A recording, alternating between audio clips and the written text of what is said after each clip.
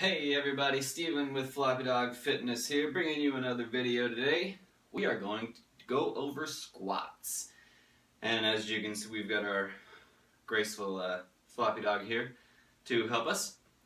She is clearly enthused. So yeah, we're going to go over squats today. Another great total body exercise, emphasizing the legs obviously, but it usually activates and engages most of the muscles in your body if you're doing it properly. But a lot of people end up getting hurt doing a squat. They hurt their low backs, they hurt their knees, sometimes they hurt their hips. So today we're going to go over, a couple of very important things about a squat. I'm going to show you how to do a barbell squat. We're going to use some dumbbells, different variations, and then a kettlebell to end off with, just to give you all different options, barring different injuries or if you've got back issues already. So, before we go over any of that, we're just going to do a bodyweight squat just so we can make sure we've got our form and alignment set up correctly. So you start off with your feet about shoulder width apart, or you can go a little bit wider if you want to. Again, depends on your flexibility, hip flexor tightness, hamstring tightness, low back tightness, all that great stuff. Your trainer is a great person to ask about this. And we're going to start off just by bending at the knees and hips simultaneously, keeping the weight on our heels, going down, and then as we stand up, we're going to squeeze our butt together. Weight on the knees, weight on the heels, bend at the knees.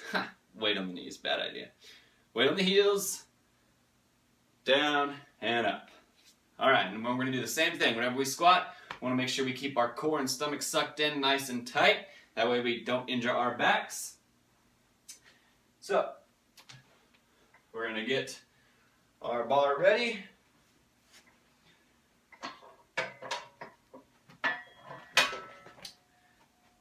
And so y'all can see from the front, we're going to go feet just a little bit wider than shoulder width apart. Toes are angled out slightly.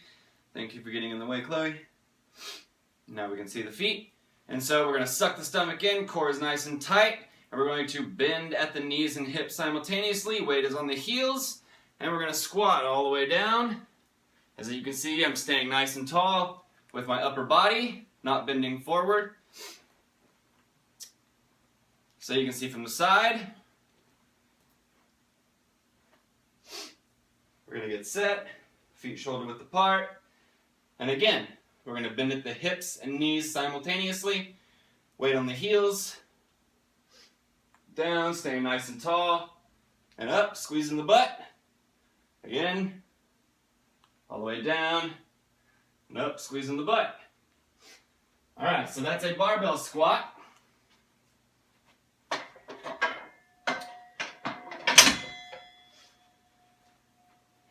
Now for more beginning lifters or people that have back issues or potentially knee issues, you're probably better off using some dumbbells or a kettlebell. So we're going to grab some dumbbells. Now you can do this two different ways. One, letting the dumbbells just hang on the outside of your body, but what's going to be very important to remember is when you're squatting, you don't let your knees bow inward, okay?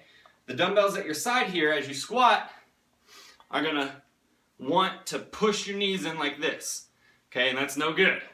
You gotta make sure those dumbbells stay out, away from the body. Excuse me, Floppy. She's trying to make sure my form is good.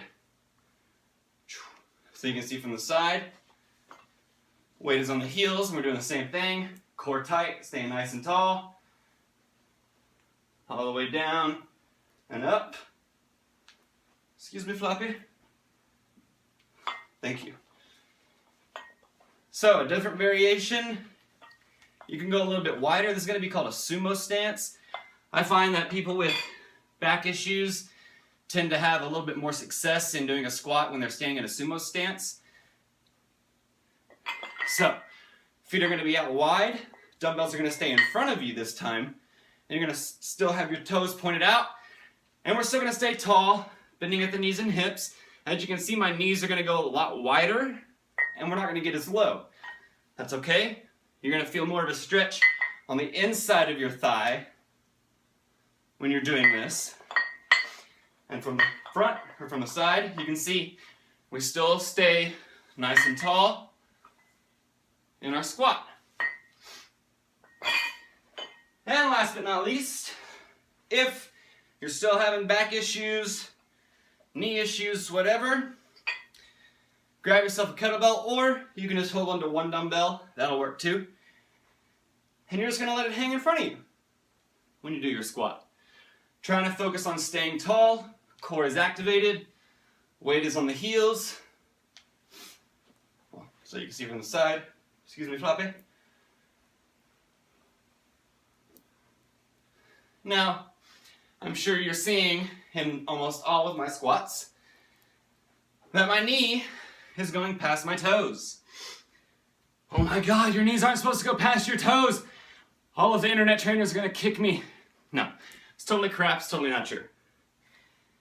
If you can do a squat, keeping the weight on your heels, staying tall, keeping your core activated, and your knees go past your toes, but you don't have any knee pain, it's okay. All right, there's plenty of research showing that knees going past the toes is not any better or worse for you than not going past the toes. So keep that in mind next time a trainer tries to yell at you. And if I've ever told you that before, well, I'm sorry. I was wrong. The old me was wrong, which is rare. Anyway, so that's squats. If you have any questions, feel free to comment on the video. As always, make sure you're following us on Instagram at FloppyDogFitness, on Twitter at FloppyDogFitness with one S, and make sure you subscribe to the YouTube channel after watching this video. And you want to say goodbye, Floppy? Say goodbye, Floppy.